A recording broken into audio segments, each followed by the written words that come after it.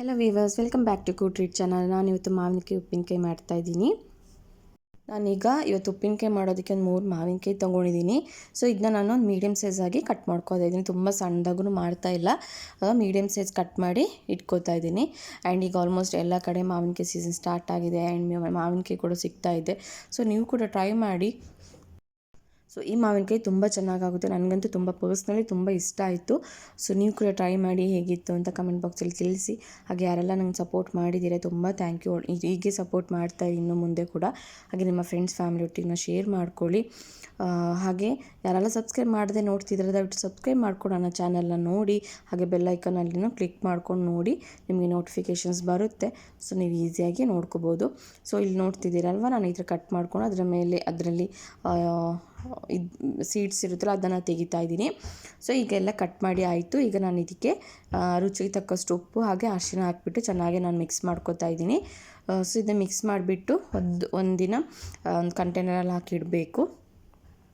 ತುಂಬ ಚೆನ್ನಾಗಾಗಿತ್ತು. ಆ್ಯಂಡ್ ಮೊನ್ನೆ ಕೂಡ ನಾನೊಂದು ಲಾಸ್ಟ್ ವೀಕ್ ಒಂದು ಮಾವಿನಕಾಯಿದು ಉಪ್ಪಿನಕಾಯಿ ರೆಸಿಪಿ ಹಾಕಿದ್ದೆ. ಸೊ ಒಳ್ಳೆ ರಿವ್ಯೂ ಕೂಡ ಸಿಕ್ಕಿದೆ. ನೀವು ಕೂಡ ಟ್ರೈ ಮಾಡಿ ಅದು ಹೇಗಿತ್ತು ಅಂತ ತಿಳಿಸಿ. ಹಾಗೆ ನೀವು ಯಾವ ಥರ ರೆಸಿಪೀಸ್ ಮಾಡ್ಕೋತೀರಾ ಮಾವಿನಕಾಯಲ್ಲಿ ಉಪ್ಪಿನಕಾಯಿ ಬೇರೆ ಬೇರೆ ಟೇಸ್ಟಲ್ಲಿ ಯಾವ ಥರ ಮಾಡ್ತೀರಾ ಹೇಳಿ, ನಾನು ಕೂಡ ಟ್ರೈ ಮಾಡ್ತೀನಿ ಆ ಥರ. ಸೊ ನೋಡ್ತಿದ್ದೀರಲ್ವ, ನಾನು ಚೆನ್ನಾಗಿದ್ದನ್ನ ಮಿಕ್ಸ್ ಮಾಡ್ಕೋತಾ ಇದ್ದೀನಿ. ಸೊ ಇದಕ್ಕೆ ನೀರೇನು ಹಾಕೋದು ಬೇಡ. ಮಾವಿನಕಾಯಲ್ಲಿ ಅರಿಶಿನಾಗ ಉಪ್ಪು ಮಿಕ್ಸ್ ಮಾಡಿದಾಗ ಸ್ವಲ್ಪ ನೀರು ಬಿಡುತ್ತೆ, ಹಾಗಾಗಿ ನೀರೇನು ಹಾಕೋದು ಬೇಡ ಇದಕ್ಕೆ. ತುಂಬ ಸಿಂಪಲ್ಲಾಗಿ ತುಂಬ ಬೇಗನೆ ಮಾಡ್ಕೋಬೋದು, ಇನ್ಸ್ಟೆಂಟಾಗಿನೂ ಮಾಡ್ಕೋಬೋದು, ತುಂಬ ಚೆನ್ನಾಗಾಗುತ್ತೆ. ಆ್ಯಂಡ್ ಇದನ್ನು ಸ್ಟೋರ್ ಮಾಡಿ ಕೂಡ ಇಡ್ಕೋಬೋದು. ಸೊ ನೀವೇನಾದರೂ ಟ್ರಿಪ್ಪಿಗೆಲ್ಲ ಹೋಗ್ತೀರಿ ಅಂತಾದರೆ ಇದೊಂದು ಮಾಡ್ಕೊಂಡು ಜಾರಲ್ಲಿ ಕಂಟೈನರ್ ಹಾಕಿದರೆ ತುಂಬ ಚೆನ್ನಾಗಿರುತ್ತೆ. ಸೊ ನೋಡ್ತಿದ್ರೆ ಒಂದು ಕಂಟೈನರ್ಗೆ ಹಾಕಿ ಇಡ್ತಾಯಿದ್ದೀನಿ, ಲಿಡ್ ಕ್ಲೋಸ್ ಮಾಡಿಬಿಟ್ಟು. ಇದನ್ನ ನಾನು 1 ಡೇ ಫುಲ್ ಇಟ್ಟಿದ್ದೀನಿ.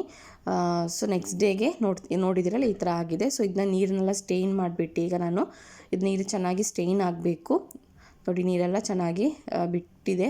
ಈಗ ನಾನೊಂದು ಬಿಳಿ ಬಟ್ಟೆಗೆ ಕೆಳಗಡೆ ಪ್ಲೇಟ್ ಇಟ್ಬಿಟ್ಟು ಅದರ ಮೇಲೆ ಬಿಳಿ ಬಟ್ಟೆ ಇಟ್ಟು ಈಗ ಮಾವಿನಕಾಯಿನ ಈ ಥರ ಸ್ಪ್ರೆಡ್ ಮಾಡ್ಕೊತಾ ಇದ್ದೀನಿ ಸಪ್ರೇಟ್. ಸೊ ಒಂದೊಂದೇ ಈ ಥರ ಇಟ್ಕೋಬೇಕು. ಇದನ್ನ ಒಂದಿನ ಬಿಸಿಲಲ್ಲಿ ಇಡ್ಬೋದು, ಹೊರಗಡೆ ಇಡಬೇಕಾಗುತ್ತೆ. ಸೊ ಬಿಸಿಲಲ್ಲಿ ಇಲ್ಲಾಂದರೆ ಒಳಗಡೆನಾದರೂ ಡ್ರೈ ಆಗಲಿ, ಬಟ್ ಬಿಸಿಲಿಗೆ ಇಟ್ಟರೆ ಚೆನ್ನಾಗಿರುತ್ತೆ, ಚೆನ್ನಾಗಿ ಡ್ರೈ ಆಗುತ್ತೆ. ಸೊ ಇಲ್ಲಿ ತುಂಬ ಜಾಸ್ತಿ ಬಿಸಿಲಿತ್ತು, ಹಾಗಾಗಿ ತುಂಬ ಜಾಸ್ತಿನೇ ಡ್ರೈ ಆಗೋಗಿದೆ. ಇದೀಗ ನೆಕ್ಸ್ಟ್ ಡೇ ಡ್ರೈ ಆಗಿ ನೆಕ್ಸ್ಟ್ ಡೇ ನಾನು ರೆಸಿಪಿ ಮಾಡ್ತಿರೋದು. ಸೊ ನಾನೊಂದು ಪ್ಯಾನಿಗೆ ಸ್ವಲ್ಪ ಮೆಂತ್ಯ ಹಾಕ್ಕೊಂಡಿದ್ದೀನಿ. ಸೊ ಅಲ್ಲಿ ನಾನು ನೋಡ್ಕೊಂಡು ಹಾಕೋತಾ ಇದ್ದೀನಿ, ಏಕೆಂದರೆ ಮಾವಿನಕಾಯಿ ಡ್ರೈ ಆಗಿ ತುಂಬ ಸ್ವಲ್ಪನೇ ಆಗಿತ್ತು. ಹಾಗೆ ಸ್ವಲ್ಪ ಸಾಸಿವೆ, ಹಾಗೆ ಸ್ವಲ್ಪ ಸೋಂಪು ಸ್ವಲ್ಪ ಜಾಸ್ತಿ ಹಾಕ್ಕೊಂಡಿದ್ದೀನಿ. ಅದು ಸ್ವಲ್ಪ ಫ್ಲೇವರ್ ಕೂಡ ಚೆನ್ನಾಗಿರುತ್ತೆ, ಹಾಗೆ ಸ್ವಲ್ಪ ಸ್ವೀಟನ್ನು ಕೊಡುತ್ತೆ ಅದರಲ್ಲಿ. ಸೊ ಹಾಗಾಗಿ ಸ್ವಲ್ಪ ಕಾಳುಮೆಣಸು 4ರಿಂದ 5 ಕಾಳುಮೆಣಸು ಇಷ್ಟ ಹಾಕ್ಬಿಟ್ಟು, ಹಾಗೆ ಸ್ವಲ್ಪ ಜೀರಿಗೆ ಕೂಡ ಹಾಕ್ಕೊಂಡಿದ್ದೀನಿ ನಾನು. ಇಷ್ಟನ್ನು ಹಾಕ್ಬಿಟ್ಟು ಅದು ಚೆನ್ನಾಗಿ ಡ್ರೈ ರೋಸ್ಟ್ ಮಾಡ್ಕೋಬೇಕು, ತುಂಬ ಅಲ್ಲ, ಸ್ವಲ್ಪ ಅದು ಚೆನ್ನಾಗಿ ಸ್ಮೆಲ್ ಬರೋ ತನಕ ಚೆನ್ನಾಗಿ ಅದನ್ನ ಫ್ರೈ ಮಾಡ್ಕೊಳ್ಳಿ. ಸೊ ಫ್ರೈ ಮಾಡಿ ಅದು ಸ್ವಲ್ಪ ಆರಿದ ನಂತರ ಅದನ್ನ ಮಿಕ್ಸಿ ಜಾರಿಗೆ ಹಾಕಿ ಗ್ರೈಂಡ್ ಮಾಡ್ಕೋಬೇಕಾಗುತ್ತೆ. ಸೊ ಈಗ ನಾನು ಸ್ವಲ್ಪ ಜೀರಿಗೆ ಹಾಕಿದ್ದೀನಿ. ಸೊ ಇಷ್ಟೇ ಇಂಗ್ರೀಡಿಯೆಂಟ್ಸ್, ಜಾಸ್ತಿ ಏನು ಇಂಗ್ರೀಡಿಯೆಂಟ್ಸ್ ಇಲ್ಲ, ತುಂಬ ಕಮ್ಮಿ ಇಂಗ್ರೀಡಿಯೆಂಟ್ಸಲ್ಲಿ ಮಾಡ್ತಿರೋಂಥ ಉಪ್ಪಿನಕಾಯಿ ತುಂಬ ಚೆನ್ನಾಗಾಗುತ್ತೆ. ಮೊಸರನ್ನ, ರಸಮ್, ಅನ್ನ ಜೊತೆ ಎಲ್ಲ ತುಂಬ ಚೆನ್ನಾಗಿರುತ್ತೆ. ಸೊ ಟ್ರೈ ಮಾಡಿ. ಇದೀಗ ಫ್ರೈ ಮಾಡಿ ಸಪ್ರೇಟಾಗಿ ಇಟ್ಕೊಂಡಿದ್ದೀನಿ. ಈಗ ಪ್ಯಾನ್ಗೆ ಲೋ ಫ್ಲೇಮಲ್ಲಿ ಇಟ್ಟು ಪ್ಯಾನ್ ಸ್ವಲ್ಪ ಕಾದಿದೆ. ಈಗ ನಾನು ಮಸ್ಟರ್ಡ್ ಆಯಿಲ್ ಹಾಕ್ಕೋತಾ ಇದ್ದೀನಿ. ಅದು ಚೆನ್ನಾಗಿ ಸ್ವಲ್ಪ ಕಾಯಬೇಕು ಮಸ್ಟರ್ಡ್ ಆಯಿಲ್. ಸೊ ಈಗ ಇದನ್ನ ಗ್ರೈಂಡ್ ಮಾಡ್ಕೋತಾ ಇದ್ದೀನಿ, ನೋಡ್ತಿದ್ದೀರಲ್ವ ಗ್ರೈಂಡ್ ಆಗಿದೆ. ಸೊ ಈ ಥರ ಗ್ರೈಂಡ್ ಆದರೆ ಸಾಕು. ಇದನ್ನ ಒಂದು ಬೌಲಿಗೆ ಶಿಫ್ಟ್ ಮಾಡ್ಕೋತಾ ಇದ್ದೀನಿ, ಗ್ರೈಂಡ್ ಮಾಡಿರೋದು.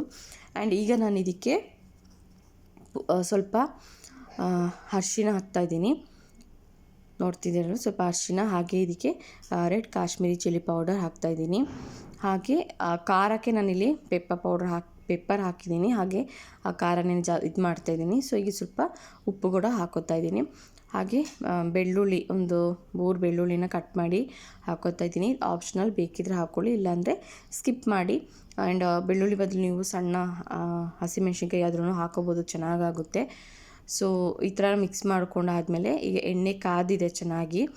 ಆ ಎಣ್ಣೆನೂ ಕೂಡ ನಾನು ಇದಕ್ಕೆ ಮಿಕ್ಸ್ ಮಾಡ್ಕೋತಾ ಇದ್ದೀನಿ. ನೋಡ್ತಿದ್ದಿಲ್ಲ, ಇದು ಮಸ್ಟರ್ಡ್ ಆಯಿಲ್ ನಾನು ಯೂಸ್ ಮಾಡ್ತಿರೋದು. ಸೊ ಮಸ್ಟರ್ಡ್ ಆಯಿಲ್ ಚೆನ್ನಾಗಿ ಟೇಸ್ಟ್ ಕೂಡ ಒಂಥರ ಡಿಫ್ರೆಂಟ್ ಆಗಿರುತ್ತೆ. ಸೊ ಇದು ಚೆನ್ನಾಗಿ ಮಿಕ್ಸ್ ಮಾಡ್ಕೋತಾ ಇದ್ದೀನಿ, ನೋಡ್ತಿದ್ದೀರಾ ಅಲ್ವಾ. ಸೊ ಸಿಂಪಲಾಗಿ ಮಾಡ್ಕೋಬೋದು. ಸೊ ನೋಡ್ತಿದ್ದೀರಾ ಮಾವಿನಕಾಯಿ ಚೆನ್ನಾಗಿ ಡ್ರೈ ಆಗಿರೋದು. ಇದು ನಾನು ಒಂದಿನ ಮಾತ್ರ ಡ್ರೈ ಹಾಕಿದ್ದೀನಿ, ಅರ್ಧ ದಿನ ಅಷ್ಟೇ. ಸೊ ಚೆನ್ನಾಗಿ ಮಿಕ್ಸ್ ಮಾಡಿಕೊಂಡು ಇದನ್ನ ಈಗ ಒಂದು ಜಾರಿಗೆ ಹಾಕಿಟ್ಟರೆ ಒಂದು 2 ಡೇಸ್ ಆದಮೇಲೆ ಸೊ ಮಾಡ್ಕೋಬೋದು, ತುಂಬ ಚೆನ್ನಾಗಾಗುತ್ತೆ. ಸೊ ನೀವು ಎಣ್ಣೆ ಜಾಸ್ತಿ ಬೇಕಂದರೆ ಸ್ವಲ್ಪ ಜಾಸ್ತಿ ಹಾಕ್ಕೋಬೋದು. ಸೊ ನಾನಿಲ್ಲಿ ಸ್ವಲ್ಪನೇ ಹಾಕ್ಕೊಂಡಿದ್ದೀನಿ. ಹಾಗಾಗಿ ಸೊ ಆಲ್ಮೋಸ್ಟ್ ಫುಲ್ ರೆಸಿಪಿ ರೆಡಿಯಾಗಿದೆ. ಸೊ ನೋಡಿದ್ದೀರಲ್ವೇ, ಒಂದು ಬೇಗ ಒಂದು 10 ಮಿನಿಟ್ಸ್ ಒಳಗಡೆ ನಾವು ಮಾಡ್ಕೋಬೋದಂಥ ರೆಸಿಪಿ ರೆಡಿಯಾಗಿದೆ. ನೀವು ಕೂಡ ಟ್ರೈ ಮಾಡಿ ಹೇಗಿತ್ತು ಅಂತ ತಿಳಿಸಿ.